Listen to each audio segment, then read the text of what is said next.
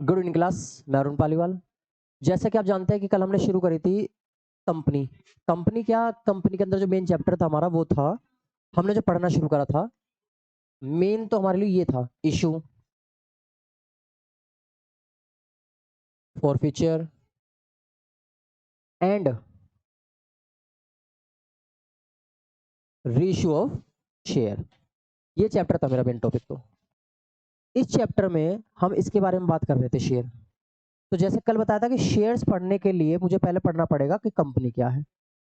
ठीक है जी। कल हमने थोड़ी बात कंपनी के बारे में करी। फिर कंपनी के साथ साथ फिर हमने देखा कि कंपनी के, मैं पढ़ा तो हमने था कंपनी, लेकिन कंपनी एक्ट 2013 के अकॉर्डिंग। तो अब कंपनी एक्ट 2013 के हिसाब से बात करी थी हमने। फिर तो कल हमने बात करी कंपनी एक्ट 2013। तो कंपनी एक्ट 2013 में जैसे बताया था कल कि 29 अगस्त को एसेंट दिया, मतलब राष्ट्रपति ने परमिशन, मतलब सहमति जताई, सहमति दी। 30 अगस्त को कमेंस हो गया, इट मीन प्रभावी हुआ। और फाइनली 1 अप्रैल 2014 से क्या हुआ, पूरे देश में लागू हो गया, पूरे भारत में लागू है इस समय। जब समय समय पर उसमें धीरे धीरे क्या हुए, बदलाव हुए। उन बदलाव में बताया गया कि भाई उसके अंदर ही एक बात बताई गई थी कि कंपनी के बारे में डेफिनेशन दी गई, और वो थी कौन सी में, 220 में, सेक्शन 2 सब सेक्शन 20। इसके अंदर उसमें बताया गया हमें कि फाइनाइट कंपनी की डेफिनेशन क्या थी। तो a company which is incorporated under this act और एनी अदर प्रीवियस एक्ट, ये हमने देखा था। यानी कि इस अधिनियम के अंतर्गत या इससे पूर्व अधिनियम के अंतर्गत कोई भी कंपनी जो समावेलित हुई वो सब कंपनी इसमें आएंगी। ठीक, ये चीज हमने देखी थी। तो अब इसी में बात कर रहे थे थोड़ा सा। देखिए, अगर मैं बात करूं कंपनी की, तो कल कंपनी हमने देखी थी कौन कौन सी, सेक्शन 220 के अंदर कंपनी की डेफिनेशन थी। ठीक, फिर हमने देखा 221 कौन सी, लिमिटेड बाय गारंटी, एक कंपनी जो लिमिटेड हो गारंटी के द्वारा। फिर देखा 222 शेयर के द्वारा, लिमिटेड बाय शेयर। 292 292 में हमने देखा अनलिमिटेड कंपनी। 262 में देखा ओपीसी। यानी कि यहां पे क्या था, कंपनी की डेफिनेशन। यहां पर हमने क्या देखा, जो गारंटी के द्वारा सीमित होगी। यहां पर हमने देखा जो शेयर के द्वारा सीमित होगी। यहां पर हमने देखा अनलिमिटेड। यहां हमने देखा ओपीसी, 1% कंपनी। ठीक, आगे देखा 268, यहां देखा हमने प्राइवेट कंपनी। आगे चले, यहां देखा हमने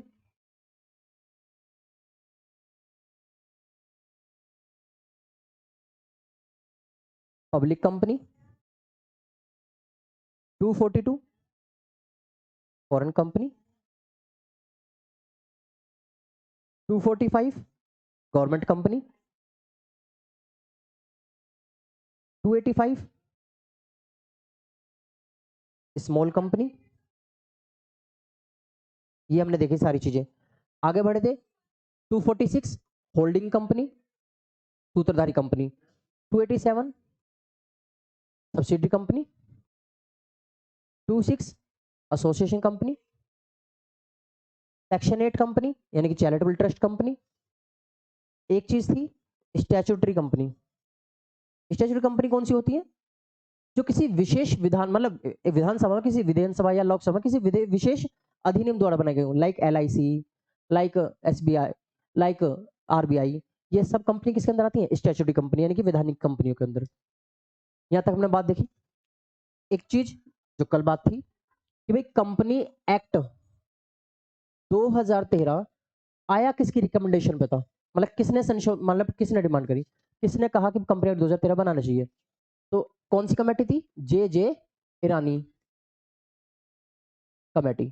तो जे जे ईरानी कमेटी के रिकमेंडेशन पे कौन से आया, कंपनी एक्ट 2013। और साथ ही साथ ये देखें ओपीसी, ये भी जे जे ईरानी की रिकमेंडेशन पे ही आया था। कमेटी, इस कमेटी ने ही सन 2005 में बताया था कि एक ओपीसी होनी चाहिए, लेकिन जब 2013 आया एक्ट तो उसके अंदर इस चीज को लिया गया, जिसका रिकमेंडेशन भी जे जे ईरानी ने 2005 में दिया था। तो फाइनली हमने कंपनी देखी थी। कंपनी के बारे में हमने कल पढ़ लिया था सारा, तो इसको देख लीजिएगा, रीड कर लीजिएगा। अभी के लिए मैं इस्तेमाल कर रहा हूँ आगे की चीजें। ठीक है जी। ये सारी छोटी छोटी बातें थी हमारी। अब कर लेते हैं आगे की बात। देखिए, तो जैसा कि कल आपको बताया गया था कि हम पढ़ेंगे काइंड्स ऑफ शेयर, शेयर्स के बारे में। लेकिन उससे पहले देख लेता हूं कि आखिर शेयर होता क्या है। तो देखिए, शेयर्स की अगर मैं बात करता हूं, शेयर है क्या, हिंदी में क्या बोलते हैं इसको, हिंदी में बोला जाता है अंश। होता क्या है कि एक sole tradership company, sole proprietorship company यानी कि एकल व्यापार, जिसमें अकेला व्यक्ति होगा, वो पूंजी सारी अपने आप ही लगाएगा, उसे जरूरत ही नहीं किसी की।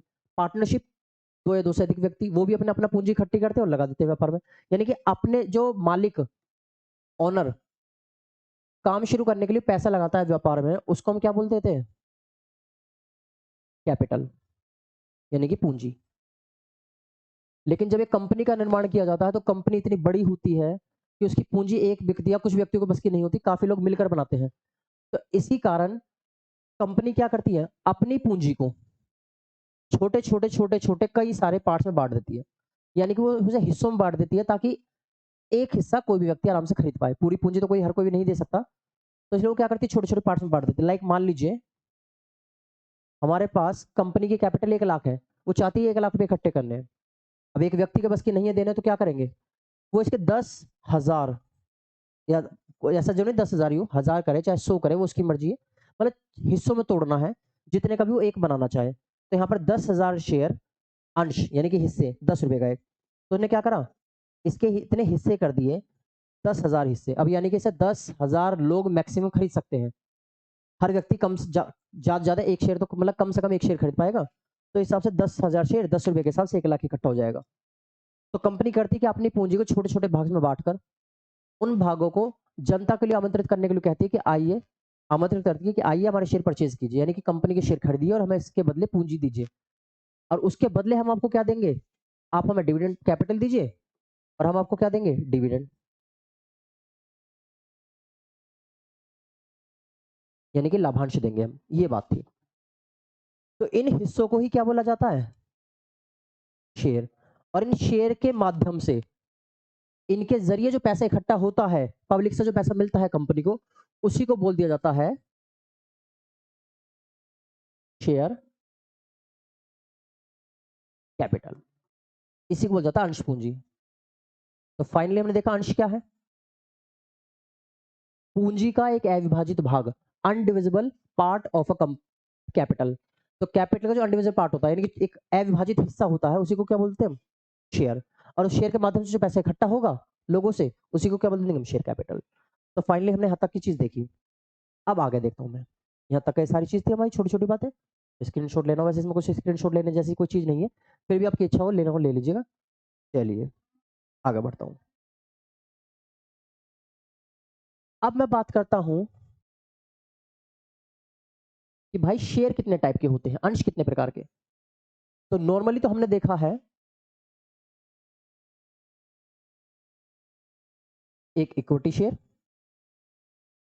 जिसे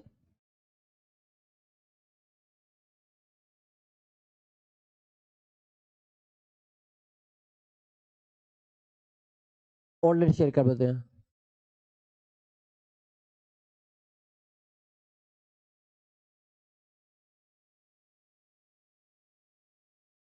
क्या बोलते हैं किसको, सामान्य शेयर, साधारण अंश। यानी कि एक कौन सा होता है, प्रेफरेंस शेयर। अब प्रेफरेंस शेयर क्या है, इसको बोलते हैं हिंदी में हम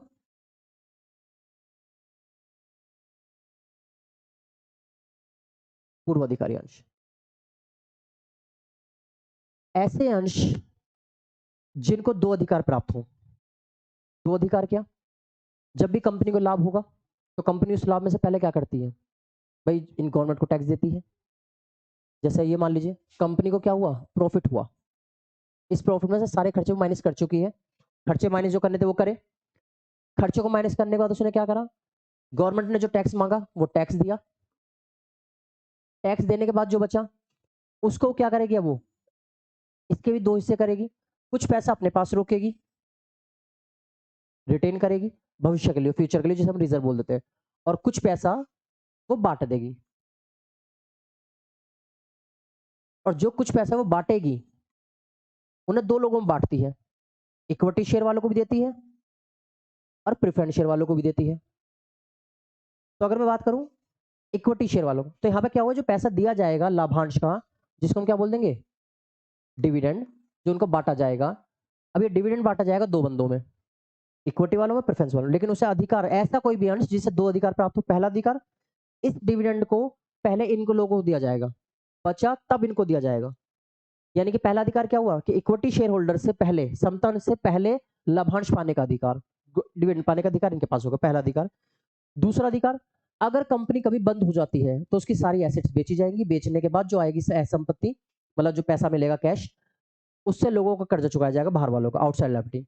उसके बाद जो पैसा बटेगा, यानी कि जो बचा, उसे बांटा जाएगा किसमें, शेयर होल्डर्स में, कंपनी के मालिकों के, पहले बाहर वालों को चुकाएंगे, चुकाने के बाद जो बचेगा उसको किसको दिया जाएगा, वो दिया जाएगा अपने शेयर होल्डर्स को, मालिकों को, ओनर्स को। अब किसको, पहले इनको दिया जाए या इनको दिया जाए, तो ये दूसरा अधिकार इनके पास क्या है, पहले पूंजी पाने का अधिकार। तो इसका मतलब पहले पूंजी पाने का अधिकार, पहली चीज। दूसरा अधिकार, लाभांश पाने का अधिकार, तो इनसे पहले लाभ इनको मिलेगा, पहला अधिकार। इनसे पहले वाइंडिंग अप के टाइम में संपत्ति वापसी, यानी कि पैसा जो मिलेगा वो किसको मिलेगा, पूंजी वापसी मिलेगी इनको, तो इन्हें दो अधिकार होते हैं। तो ऐसा कोई भी अंश जिसे दो अधिकार प्राप्त हो, कौन कौन से, पहला लाभांश पाने का अधिकार, दूसरा अपनी पूंजी वापस लेने का अधिकार। तो जिसको भी ऐसे दो अधिकार प्राप्त होंगे उसी को क्या बोला जाएगा, पूर्वाधिकारी अंश, यानी कि प्रेफरेंस शेयर। और जो पूर्वाधिकारी अंश नहीं है वो कौन सा अंश बचा, इक्विटी शेयर। फिर आगे बढ़ोगे आप, इक्विटी शेयर भी दो तरीके के होते हैं, एक ऑर्डिनरी,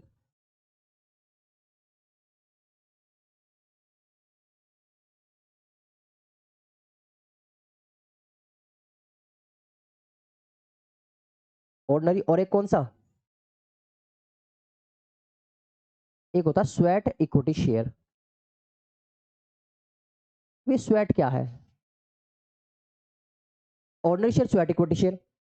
अब इनके बारे में बात करें, अगर स्वेट इक्विटी शेयर मतलब ऐसे शेयर जो कंपनी के, किसको, एम्प्लॉइज को या डायरेक्टर्स को, कंपनी के कर्मचारी या उनके डायरेक्टर्स को, किस पर, डिस्काउंट पर या other than cash. Other than cash मतलब उनसे कोई पैसा ना लिया जाए, या तो कैश में दे रहे हो तो डिस्काउंट पर दो, और नहीं तो अदर देन कैश दे दो, मतलब पैसे ना लीजिए।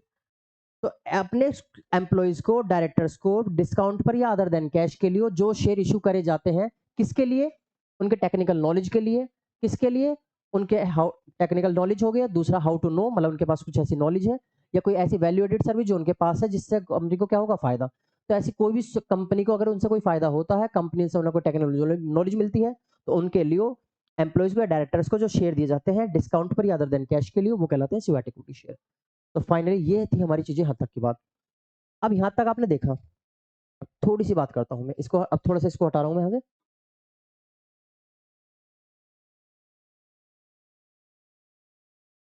देखिए, एक शेयर और होता था बिफोर 1956 एक्ट, 1956 का जो एक्ट था उससे पहले एक कुछ टाइप का और शेयर था जिसे हम बोलते थे डेफर्ड शेयर, यानी कि आस्थगित अंश। ये शेयर होते थे जो प्रमोटर्स को, यानी कि प्रवर्तकों को दिए जाते थे उनकी सर्विस के लिए, उन्होंने जो सर्विस दी है उन प्रमोटर्स को, उनकी सेवा के बदले जो शेयर दिया जाता। कुल मिलाकर ये भी होते इक्विटी टाइप के जैसे थे। ये और किसको दिए जाते, प्रमोटर्स को, और इन पर लाभांश बहुत ज्यादा मिलता था, यानी कि बचा हुआ सारा लाभांश इन्हीं का होता था, और इनका मूल्य बहुत कम होता था। और ये दिया किसको जाता था हमेशा, सिर्फ ये दिया जाता था सिर्फ और सिर्फ प्रमोटर्स को, यानी कि प्रवर्तकों को। और प्रवर्तक मतलब जानते ही हो, प्रवर्तकों को। और प्रवर्तक कौन होते थे, जो कंपनी का आइडिया जनरेट करने, मतलब उनके दिमाग में आइडिया आने से लेकर कंपनी को स्टेबलाइज करने तक का सारा काम जो व्यक्ति करेगा वही होगा प्रवर्तक। तो इस तरीके से दो टाइप के, अब पेपर में अगर पूछे कितने टाइप के शेयर है, तो नंबर 1 और नंबर 2, इसके बारे में आप बात नहीं करूंगे क्योंकि 1956 से पहले ही बंद हो गया, अब तो बल्कि 2013 एक्ट चल रहा है। तो ये थी मेरी बात यहाँ तक की सारी। ठीक जी, यहाँ तक हमने देखा। अब प्रेफरेंस शेयर के टाइप्स पढ़ने पड़ेंगे हमें। वो टाइप्स कौन-कौन से टाइप्स हैं? ज़रा उनके बारे में बात कर लेते हैं। चलिए भाई।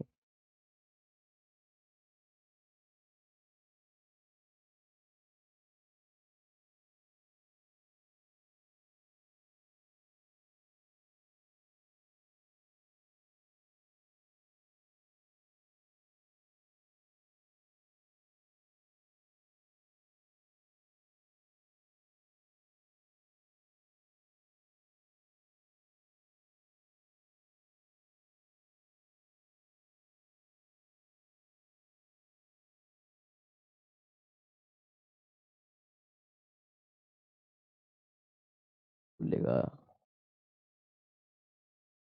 चलिए देखिए।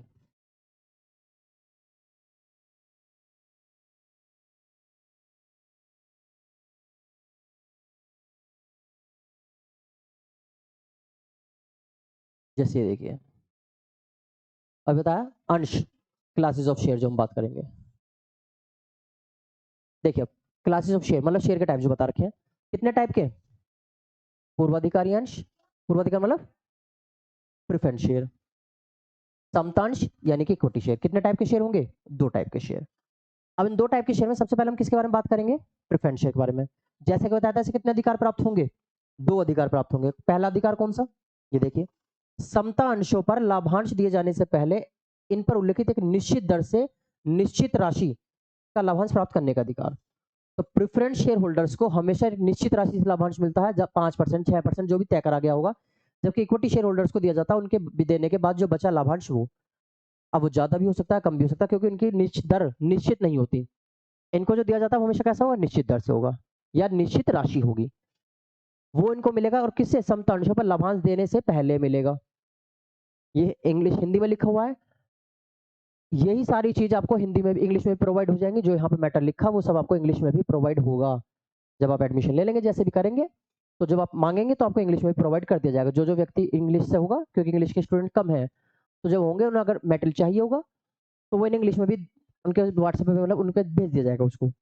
उसकी कोई समस्या नहीं है। और दूसरा, कंपनी का समापन जब होगा, वाइंडिंग अप जब होगा, तो वाइंडिंग अप पर अंश पूंजी से पहले मिलेगा। किससे? समता अंश पूंजी से पहले वापसी अधिकार, मतलब 2 अधिकार है।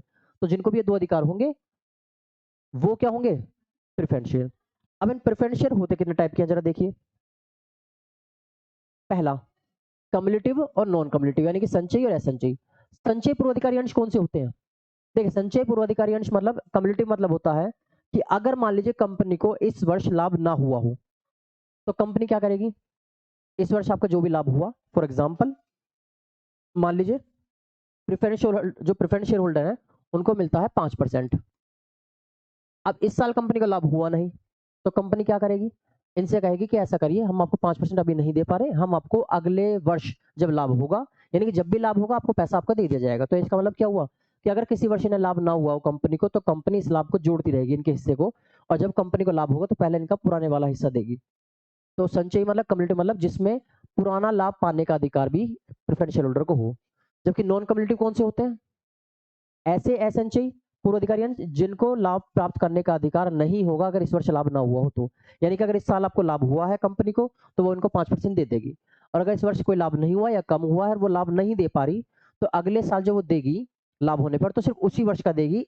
इस 5% को अगले साल देने की कोई जरूरत नहीं होगी। तो फाइनली हमारी 2 चीज देखी। अगर आपको पुराना लाभांश मिल पाने का अधिकार है ना मिलने पर, तो कम्युलेटिव। और अगर आपको अधिकार है ही नहीं, यानी कि इस साल लाभ हुआ तो ले लीजिए, नहीं हुआ तो छोड़ दीजिए, अब इस साल का पैसा अगले साल नहीं दिया जाएगा, तो उस केस में क्या होता है? Non cumulative. फिर देखेंगे रिडमेबल और इरिडमेबल, शुद्ध और अशुद्ध। होता क्या है, जब भी कंपनी प्रेफरेंस शेयर इशू करती है, तो देखो समतांश और प्रेफरेंस शेयर मतलब इक्विटी शेयर, प्रेफरेंस शेयर, समतांश और पूर्वाधिकारी अंश। समतांश जो होते हैं इक्विटी शेयर, उनको अपना पैसा वापस पाने का कोई अधिकार नहीं होता वाइंडिंग अप से पहले, यानी कि वो हमेशा कैसे होंगे? इरिडेबल। ये क्वेश्चन है भी कि भाई इक्विटी शेयर हमेशा कैसे होंगे? अशुद्ध होंगे। यानी कि हमेशा कैसे होंगे? इरिडेबल, क्योंकि इनका पैसा हमेशा वाइंडिंग अप के टाइम पे ही मिलता है। तो ऐसे कोई भी शेयर जिनका पैसा कब मिलेगा? वाइंडिंग अप के टाइम पे, कंपनी के समापन पर, उससे पहले कंपनी उनका पैसा वापसी नहीं करेगी जो लिया होगा, उन्हें बोलते हैं अशुद्ध, यानी कि इरिडेबल। और अगर एक निश्चित समय के बाद जब आपसे पैसे लिए गए थे, आपको बताया गया होगा कि कितने समय के बाद हम आपका पैसा दे देंगे, 10 साल, 5 साल, 20 साल, उस केस में क्या होगा? अगर पैसा वापसी दिया जाएगा निश्चित समय बाद, उसे बोलते हैं हम शोध्य, यानी कि रिडम्बेबल। वैसे तो बात ये कि इक्विटी शेयर हमेशा क्या होता है, इरिडम्बेबल। और सन 2013 जो एक्ट आया था, कंपनी एक्ट 2013, उससे पहले तो एक कंपनी प्रेफरेंस शेयर रिडम्बेबल और इरिडम्बेबल दोनों कर सकती थी।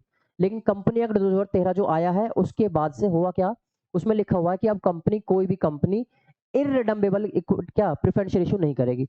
यानी कि अब जो प्रेफरेंस शेयर होंगे वो हमेशा कैसे होंगे, रिडम्बेबल ही होंगे। देखो ये लिखा, साफ साफ लिखा हुआ है यहाँ पे कि भाई कंपनी एक्ट 2013 के सेक्शन 55 के अकॉर्डिंग अब कोई भी कंपनी जो अंशों द्वारा सीमित होगी, लिमिटेड बाय शेयर, वो अपने शेयर 20 वर्ष से ज्यादा अवधि के शोध्य नहीं कर सकती। यानी कि अब आपको कितने साल के लिए पेमेंट करनी पड़ेगी, मतलब मैक्सिमम आप अपने रिडम्बेबल शेयर इशू कर सकते हो प्रेफरेंस शेयर, वो भी सिर्फ 20 साल, यानी कि 20 साल के अंदर अंदर आपको लोगों का पैसा वापसी करना होगा प्रेफरेंस शेयर वालों का। हाँ, लेकिन अगर आप इंफ्रास्ट्रक्चर कंपनी है, इंफ्रास्ट्रक्चर प्रोजेक्ट वाली कंपनी है, तो 20 की जगह आपको कितने साल दिए गए हैं, 30 साल। उस केस में आप 30 साल के इशू कर सकते हो। यानी कि इसका मतलब तो ये हुआ कि अब एक कंपनी को निश्चित समय के बाद पैसा वापसी देना ही पड़ेगा, 20 साल के अंदर अंदर पैसा वापसी करना पड़ेगा। और अगर पैसा वापसी करना ही है तो इसका मतलब कैसे शेयर हुए, रिडम्बेबल। अब वो रिडम्बेबल है ही नहीं। चलिए फिर आते हैं कन्वर्टेबल और नॉन कन्वर्टेबल।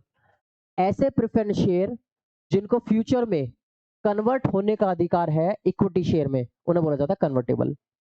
और ऐसे शेयर जो प्रेफरेंस शेयर होल्डर है और हमेशा प्रेफरेंस शेयर रहेंगे, मतलब जब से वो पैसा लिया कंपनी को दिया है और जब से लेकर उनका पैसा वापसी कंपनी नहीं करती, तब तक वो हमेशा कैसे रहेंगे, प्रेफरेंस ही रहेंगे। यानी कि आप आए भी प्रेफरेंस थे और मरेंगे भी प्रेफरेंस, मतलब आए हैं और जाएंगे प्रेफरेंस। उन्हें इक्विटी शेयर में बदलने का कोई प्रावधान नहीं है अगर, तो वो क्या हो जाएंगे, नॉन कन्वर्टेबल। तो प्रेफरेंस शेयर को इक्विटी में बदल सकते हो तो कन्वर्टेबल, प्रेफरेंस शेयर को इक्विटी में नहीं बदल सकते हो तो नॉन कन्वर्टेबल। फिर आते हैं पार्टिसिपेटिंग और नॉन पार्टिसिपेटिंग। पार्टिसिपेटिंग अब जैसे बताया था, देखो होगा क्या, जब कंपनी डिविडेंड बांटती है तो भाई डिविडेंड में होता क्या है, सबसे पहले किसको देती है वो, प्रीफरेंस शेयर होल्डर्स को। उसके बाद जो बचा किसको देती है, एक निश्चित राशि से इक्विटी शेयर होल्डर को। हुआ क्या, कंपनी को इतना अधिक प्रॉफिट हुआ कि कंपनी ने पहले किसको दिया, प्रेफरेंस शेयर होल्डर को। उसके बाद जो प्रॉफिट बचा उसमें से भी एक राशि किसको दे दी, इक्विटी शेयर होल्डर को। इतना ज्यादा बचा हुआ है कि अब भी जो बच गया, अगर कुछ पैसा बच गया, उस पैसे को भी वो कितने हिस्सों में बांट देगी, 2 हिस्सों में। थोड़ा सा प्रेफरेंस वालों को और थोड़ा सा इक्विटी वालों को। इक्विटी को देने के बाद, मैक्सिमम रेट से देने के बाद भी बच जाए तो इन्हें 2 हिस्सों में बांट देती है कई बार वो। थोड़ा सा पैसा प्रेफरेंस को देगी, थोड़ा सा पैसा इक्विटी को। अब अगर प्रेफरेंस को दिया, यानी कि आप देख सकते हो पार्टिसिपेटिंग, यानी कि बचे हुए लाभ में भी वो हिस्सा पाने के अधिकार है पूर्वाधिकारी, तो पार्टिसिपेटिंग। और अगर बचे हुए लाभ में अगर कंपनी क्या करे, प्रेफरेंस वालों को ना दे, सिर्फ किसको दे दे सारा का सारा पैसा, इक्विटी को, यानी कि बचे हुए लाभ में पूर्वाधिकार वालों का, प्रेफरेंस वालों को कोई हिस्सा ना हो, तो वो क्या होगा, हमेशा नॉन पार्टिसिपेटिंग। फाइनली ये हमने देखी यहाँ तक की चीजें। अब थोड़ा सा आगे चलता हूँ, जो बताना था। अब देखिए इक्विटी शेयर, इक्विटी शेयर में क्या लिखा है कि भाई एक समतांश है जो पूर्वाधिकारी अंश नहीं है, बस बात खत्म। कोई भी शेयर जो प्रेफरेंस शेयर नहीं है, जिसके पास वो 2 अधिकार नहीं है, लाभ पाने का पहला अधिकार, पूंजी प्राप्त करने का पहला अधिकार, तो वो क्या होगी, वो होगी इक्विटी शेयर। इक्विटी शेयर भी कितने टाइप के होंगे, जैसे कि आप देख सकते हो, ये रहा इक्विटी शेयर भी कितने टाइप के हैं,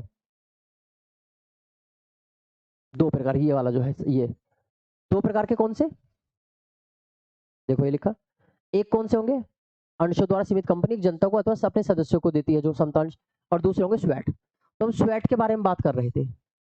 तो स्वेट इक्विटी शेयर कौन से होते हैं, जैसे कि बताया, देखिए इससे मैं हैंड राइटिंग में दिखा देता आपको। अब देखिए जरा यहाँ पे, इश्यू करे जाए जो भी अपने डायरेक्टर्स को या एम्प्लॉय को, जो परमानेंट एम्प्लॉय होते हैं, अगर आप ऐसे इक्विटी शेयर जो इश्यू करे जाएंगे डायरेक्टर्स को या परमानेंट एम्प्लॉयज को, ठीक, किस पर, किस प्राइस पर, या तो डिस्काउंट पर दीजिए, या फिर non monetary value, non monetary मतलब अदर देन कैश, उनसे पैसा ना लीजिए, बदले में उनसे कुछ नॉलेज ले लीजिए। जो कौन सी नॉलेज, नो हाउ, आपके पास कोई ज्ञान है जो कोई नहीं जानता, टेक्निकल नॉलेज आपके पास है, आपके पास वैल्यू एडेड कुछ इंफॉर्मेशन है, कोई बात कंपनी के लिए जो वैल्यू एडेड मतलब कंपनी का मूल्य बढ़ा देती हो, ऐसी कोई बात आपके पास हो, कोई इंफॉर्मेशन हो, कुछ काम हो आपके पास, ऐसी कोई क्वालिटी हो, तो इसके बदले कंपनी आपको क्या दे सकती है, शेयर दे सकती है, वो होते हैं स्वेट इक्विटी शेयर। अब इसकी कुछ शर्तें हैं, ये जरूर ध्यान रखें। शर्तें कौन सी, पहली शर्त, आपको बिजनेस शुरू करे हुए कम से कम 1 साल हो गया हो, व्यापार शुरू करे हुए क्या हुआ, कम से कम 1 साल हो गया हो, तभी आप इशू करवाओगे। 1 साल से ज्यादा नहीं हुआ, अभी 1 साल से कम है तो आप इशू ना करें। दूसरा, आपने स्पेशल रेजोल्यूशन पास करना है, यानी कि विशेष प्रस्ताव पास करना है कंपनी की एजीएम में, एनुअल जनरल मीटिंग में। और एजीएम मतलब स्पेशल रेजोल्यूशन क्या होता है, विशेष प्रस्ताव क्या होता है, वो प्रस्ताव जिस पर कम से कम 75% वोटिंग हुई हो, यानी कि 75% लोगों ने उस पर उस पक्ष में दिया हो वोट। तो अगर किसी मत पर 75% लोग एग्री हैं, 75 या 75 से ज्यादा परसेंट लोगों ने उस मत को वोट दिया है, तो वो होता है स्पेशल रेजोल्यूशन। और ऑर्डिनरी रेजोल्यूशन कौन सा होता है, इसमें आधे से ज्यादा लोग, यानी 50% से ज्यादा लोगों ने वोट दी एक पक्ष में, तो क्या होगा, ऑर्डिनरी, और एक 75% से ज्यादा दी तो क्या होता है स्पेशल रेजोल्यूशन। मिनिमम 75% वोट डलने चाहिए उस एरिया में। और ये स्पेशल रेजोल्यूशन कितने समय के लिए पास होगा, 12 महीने में, यानी कि 12 महीने के अंदर आपको स्वेट इक्विटी शेयर इशू करने पड़ेंगे। अगर आप नहीं करते हो तो समझ लीजिए, यानी कि आपका स्पेशल रेजोल्यूशन बेकार हो चुका है, रद्द हो जाएगा, उसके बाद दोबारा फिर से इशू करना पड़ेगा। ठीक जी। इसके बाद देखूंगा थोड़ा सा आगे चल के, ये देखिए अब maximum limit of sweat equity share आप कितने इशू कर सकते हो मैक्सिमम, भाई 15% दे सकते हो आप अपनी पेड अप कैपिटल का, कितना, 15%, और या फिर 5 करोड़, इनमें जो भी ज्यादा हो वो आप इशू कर सकते हो स्वेट इक्विटी शेयर, पहली चीज। दूसरी चीज, एक्सेप्शन है, अगर कोई स्टार्टअप कंपनी है तो वो 50%, जहां 15% है वहां 50% वो इशू कर सकती है, लेकिन वो भी सिर्फ स्टार्टिंग के 5 साल, उसके बाद वो करेगी कितना, वही 15%। ठीक जी। और एक condition last, sweat equity share को लॉक पीरियड रखा गया है 3 साल का, यानी कि 3 साल से पहले पहले आप उन शेयर को नहीं बेच सकते। अगर किसी एम्प्लॉय को, डायरेक्टर को स्वेट इक्विटी शेयर मिला हो तो वो 3 साल से पहले उसको शेयर को नहीं बेचेगा। ये इसकी फाइनली हमें स्वेट इक्विटी शेयर देख लिया। ठीक जी। उसके बाद अगर मैं बात करता हूं, ये रहा डेफर्ड शेयर, एक ऐसा शेयर जिस पर लाभांश समता अंशों पर किसी निर्धारित अधिकतम दर से लाभांश देने के पश्चात ही दिया जाएगा। यानी कि अपने इक्विटी शेयर होल्डर्स को मैक्सिमम रेट से क्या दे दिया है, डिविडेंड। उसके बाद जो बचा फिर लाभांश किसको दिया गया है, इन शेयर को दिया जाता था। ये शेयर बहुत कम मूल्य के होते थे, और कंपनी सबसे बड़ी चीज इनको किस पे देती थी, किसको,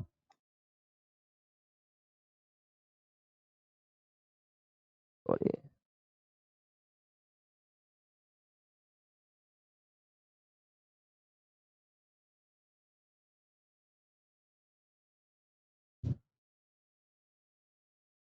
प्रवर्तकों को, प्रमोटर्स को, ये बात हमारे ध्यान रख भाई, ये हमारे काम की चीज थी। फाइनली जब आप जाओगे आगे तो आप देखोगे इश्यू शेयर, लेकिन उससे पहले हम क्या देखेंगे, एक चीज, उससे पहले हम देखेंगे टाइप्स ऑफ शेयर कैपिटल, इसके बारे में बात करते हैं, फिर आज के लिए बस इतना ही रखेंगे। देखिए सबसे पहले ऑथराइज कैपिटल, एक इससे ऑथराइज कैपिटल, रजिस्टर्ड कैपिटल, तो इसका नाम क्या है, ऑथराइज कैपिटल या रजिस्टर्ड, जिससे वो रजिस्टर्ड हुई है तो इसे पंजीकृत, यानी कि नामीय कैपिटल। तो nominal capital, registered capital, authorise capital, कुछ भी बोल दीजिए। तो क्या होती है ऑथराइज कैपिटल, एक कंपनी जब रजिस्टर्ड होती है तो उसे बताना पड़ता है कि मैक्सिमम कितनी कैपिटल के साथ वो क्या हो रही है, रजिस्टर्ड हो रही है, उसके हिसाब से उसे फीस देनी पड़ती है रजिस्ट्रार में, ऑफिस में। अब हुआ क्या, मान लीजिए किसी कंपनी ने 1 लाख शेयर, जो कि 10 रुपए का एक था, इश्यू कर मतलब ऑथोराइज करवाया अपने आप को, तो कितने की कैपिटल हो गई उसकी, 10 लाख की। तो कंपनी रजिस्टर्ड होगी 10 लाख, तो 10 लाख में फीस देगी। अब एक क्वेश्चन पूछा जाता है यहाँ से कई बार कि कंपनी किससे अधिक शेयर इशू नहीं कर सकती, तो भाई कंपनी इशू कर सकती है शेयर, सारे शेयर बेच सकती है, लेकिन एक लिमिट यहाँ तक जहां तक वो रजिस्टर्ड हुई है, यानी कि कंपनी 1 लाख से ज्यादा शेयर नहीं बेचेगी। तो अगर पूछा जाए कि एक कंपनी मैक्सिमम कितने शेयर इशू कर सकती है, तो अपनी ऑथोराइज कैपिटल के बराबर जब तक वो रजिस्टर्ड हुई है। हाँ चाहो तो आप रजिस्टर्ड बढ़वा लो, एक मतलब रेजोल्यूशन पास करिए, रजिस्ट्रार से परमिशन लीजिए, उसको परमिशन लिख कर भेजिए, और वो आपकी ऑथोराइज कैपिटल बढ़ा देगा थोड़ी बहुत फीस लेकर। लेकिन जब तक ऑथोराइज नहीं बढ़ाएगा, जब तक ये लिमिट है मैक्सिमम। ये तो वो जिससे वो रजिस्टर्ड हुई। अब आते हैं इशूड। इशूड कैपिटल क्या होती है, हुआ क्या, कंपनी ने 1 लाख शेयर से रजिस्टर्ड तो हो गया, लेकिन उसे जरूरत नहीं है अभी 1 लाख रुपए की, मतलब 10 लाख रुपए की, उसे कम शेयर चाहिए बेचने अभी, क्योंकि बाकी अभी स्टार्ट हुई है तो पैसों की कम जरूरत पड़ती है। तो क्या करा इसने, इसने सिर्फ 50,000 शेयर इशू कर दिए, और वो भी कितने का एक, 10 रुपए का एक। तो इसने कितने के शेयर इशू कर दिए, 5 लाख के। ठीक जी, ये होगी इशूड कैपिटल। जितने शेयरों के लिए कंपनी क्या करती है, जनता को आमंत्रित करती है कि आइए हमारे पास एप्लीकेशन दीजिए और हमारे शेयर परचेज कर लीजिए, और हम आपको क्या देंगे, शेयर्स देंगे, और बदले में आप हमें उसके बदले पैसे दे दीजिए। तो जितने अंशों के लिए जनता को आमंत्रित किया गया है, इन्विटेशन दिया गया है, वो होती है इशूड कैपिटल। अब बात आती है कि इशूड कैपिटल तो आपने कर दी, फिर आती है सब्सक्राइब कैपिटल क्या है, यानी कि प्राथिक पूंजी क्या होती है। तो सब्सक्राइब कैपिटल मतलब होता है एक ऐसी पूंजी जो आपने क्या करा, कंपनी ने जनता को इंफॉर्मेशन भेजी, क्या भेजी कि भाई कंपनी ने जनता को इनविटेशन दिया कि भाई आइए और हमारी कंपनी के शेयर परचेज कर लीजिए। शेयर परचेज करने को कहा गया। अब लोग फॉर्म भरेंगे, फॉर्म भरेंगे तो क्या होगा, या तो फॉर्म बराबर भरे जाएंगे 50,000 के 50,000, या कम की एप्लीकेशन भी आ सकती है, ज्यादा की भी। जैसे मान लीजिए अभी अभी गवर्नमेंट ने टीजीटी पीजीटी इशू करा, आयोग ने टीजीटी पीजीटी के क्या करे हैं, नोटिफिकेशन इशू करा और आमंत्रित करने के लिए कहा गया आपसे कितनी सीट पर, जितनी भी सीट है 14 4 4 जो भी है, तो जितनी सीट पर क्या कहा आयोग ने कि आइए और फॉर्म भरिए, वो तो थी ये। हुआ क्या, फॉर्म भरे जाएंगे, जरूरी है कि फॉर्म उतने ही भरे जाएं, अच्छी नौकरी है, जैसे अच्छी नौकरी तो फॉर्म जितने वैकेंसी है उससे ज्यादा फॉर्म भरे जाएंगे, तो ओवर कैपिटल उसे बोलते हैं, ओवर सब्सक्राइब्ड, ज्यादा लोगों ने डिमांड करी, फॉर्म जितने इशू करे उतने ही लोगों ने खरीदने के लिए एप्लीकेशन भेजी, तो नॉर्मल कंडीशन यानी कि सब्सक्रिप्शन। और अगर फॉर्म बेकार है, कोई जाना नहीं चाहता, या कोई कंपनी एक नई नई कंपनी को शेयर खरीदना नहीं चाहता, डर है, तो कई बार कम की भी शेयर एप्लीकेशन आ जाती है, तो कुल मिलाकर कम भी हो सकती है, ज्यादा। मैंने मान लिया चलो अभी के लिए 40,000 शेयर के लिए जनता ने क्या करा, एप्लीकेशन फॉर्म भरा, तो इसका मतलब कह सकते हो कि 4 लाख रुपए के लिए जनता ने क्या करा है, एप्लीकेशन दी है कंपनी को, तो ये होती है इशूड कैपिटल, क्या सब्सक्राइब कैपिटल। अब सब्सक्राइब तो है कितने की, 4 लाख, यानी कि 4 लाख रुपए, या कह सकते हो 40,000 शेयर के लिए जनता ने एप्लीकेशन फॉर्म भेजे और मैंने उन्हें इशू कर दिए। लेकिन जरूरी नहीं है कि मैं उनसे अभी 10 के 10 रुपए मांग लूं, हो सकता है मुझे अभी और कम जरूरत है पैसों की, तो मैंने क्या करा, मैंने सिर्फ डिमांड करी है अभी 40,000 शेयर पर सिर्फ 8 रुपए के हिसाब से, तो 8 चौक 32, यानी कि मैंने अभी जनता से सिर्फ 3,20,000 रुपए मांगे हैं, तो उसे बोला जाता है होल्ड अप कैपिटल। आपने कितने रुपए जनता से मांगे अभी, सब्सक्राइबर्स कितने रुपए मांगे उसे बोलते हैं हम क्या, इशूड कैपिटल। ठीक जी। अब मतलब cold up capital, sorry cold up capital हो गया जितने आपने मांग करी, जिसे बोला क्या, याचित या मांगी। लेकिन कुछ लोग ऐसे होते हैं कि जिनसे पैसा मांगा जाए वो देते नहीं कई बार, तो कई बार क्या होता है, कॉलिनरी जिसे बोलते हैं हम, अयाचित मांग, तो मांगा याचना राशि, लेकिन लोगों ने नहीं दिए पैसे। मान ली ए नाम का पर्सन था, उसके पास कितने शेयर थे, 100 शेयर, और उन्हें 2 रुपए के हिसाब से पैसे नहीं दिए, तो 200 रुपए नहीं दिए। मांगे थे 3,20,000, 200 रुपए नहीं दिए, तो किसका मतलब कितने रुपए दिए उन्होंने भाई, 3,19,000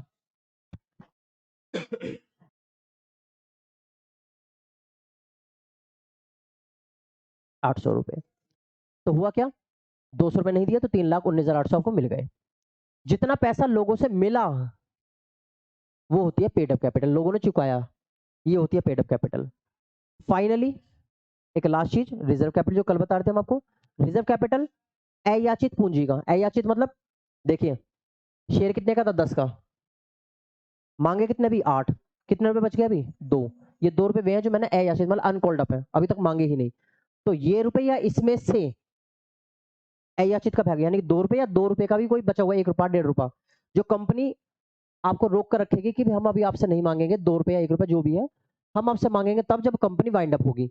तो कंपनी के वाइंडिंग अप के टाइम के लिए बचा के जो रखे जाते हैं पैसे, जो वाइंडिंग अप के टाइम पे ही मांगे जाएंगे शेयर होल्डर से, किसका, अनकॉल्ड अप का, वही क्या कहलाता है, रिजर्व कैपिटल। और इसके बारे में पूछा भी गया है कि रिजर्व कैपिटल कब मांगी जाती है, तो रिजर्व कैपिटल कब मांगी जाती है, हमेशा रिजर्व कैपिटल मांगी जाती है हमेशा समापन पर, ये रहा, यानी कि वाइंडिंग अप के टाइम पर। ठीक है जी। और किसका भाग होती है, अनकॉल्ड अप का, यहां तक बस ध्यान रखें। फाइनली जैसा कि आप यहां देख भी सकते हो, ये लिखा 1956 की 99 की रिजर्व कैपिटल का एक नाम दिया गया था, जब 1956 एक्ट था उसमें एक नाम दिया गया था, और वो नाम क्या था, ये देखिए, लायबिलिटी ऑफ लिमिटेड कंपनी। कौन सी लायबिलिटी, रिजर्व लायबिलिटी, तो reserve liability of limited company, ये नाम दिया गया। बट 2013 एक्ट जब आया, तो भाई 2013 एक्ट में फाइनली इस कैपिटल को खत्म कर दिया गया, इस नाम को खत्म कर दिया गया। तो अब 2013 से वो ये रिजर्व कैपिटल जैसा कोई चीज नहीं होती। कंपनी एक्ट 2013 के शेड्यूल 3 में, कंपनी एक्ट 1956 जब चल रहा था, तो 1956 में ये थर्ड में नहीं था, ये कौन सा थर्ड उसमें था, शेड्यूल 6 में, यानी कि 1956 के हिसाब से शेड्यूल 6 में था, तो 1956 में शेड्यूल 6 में था, अब शेड्यूल 3 में। अब पूछे 1956 के अकॉर्डिंग तो 6 आंसर, अगर पूछे 2013 के अकॉर्डिंग तो 3 आंसर, अगर कुछ भी ना लिखा हो तो भी 3 आंसर, शेड्यूल 3। और अगर ऑप्शन में 3 हो ही ना तो इसका मतलब पूछना चाह रहा है आपसे पुराना, याद रखे। अगर उसमें हो ही नहीं 3 तो इसका मतलब कौन सा पूछना चाह रहा है, कंपनी एक्ट 1956 के अकॉर्डिंग। तो आप उसका आंसर क्या देंगे, 6। पार्ट कौन सा होगा, 1। ये 2 चीज पर मान लीजिएगा, सूची 3 और पार्ट 1 इसमें होता है। ठीक है जी, यहां तक हमारा काम हो गया। और बस ये चीज देख लीजिए, इशू ऑथराइज कैपिटल लिखोगे, इशूड लिखोगे, और सब्सक्राइब कैपिटल लिखोगे। आप यहाँ पे सब्सक्राइब में से घटाई जाती है कॉलिनरी। ये क्वेश्चन पूछा गया था आर्मी पब्लिक स्कूल का जो पीजीटी पेपर हुआ था कि भाई बताइए कि कॉलिन एरियर किस कैपिटल में से घटाई जाती है, इशूड कैपिटल में से, कॉल्ड अप कैपिटल में से, पेड अप कैपिटल में से, सब्सक्राइब कैपिटल में से। तो आंसर क्या था, सब्सक्राइब कैपिटल। तो हम कहेंगे कॉलिन एरियर का जो पैसा, यानी जो लोगों ने पैसा नहीं दिया मांगने पर भी, कॉलिन एरियर याचित मांग, उसको हम किस में से घटाएंगे, सब्सक्राइब कैपिटल में से। लेकिन जब 1956 चल रहा था, 1900 एक्ट कंपनी एक्ट 1956, उस समय से किस में से घटाया जाता था, उस समय घटाया जाता था कोल्ड अप में से। तो पहले घटाते थे कोल्ड अप कैपिटल में से, लेकिन अब घटाते हैं इसे, अब किस में से घटाते हैं, सब्सक्राइब। तो आंसर पूछे किस में से घटाएंगे, तो सब्सक्राइब कैपिटल में से। ठीक है, आज के लिए इतना रखते हैं क्लास, बाकी पढ़ते हैं कल। ओके, धन्यवाद क्लास।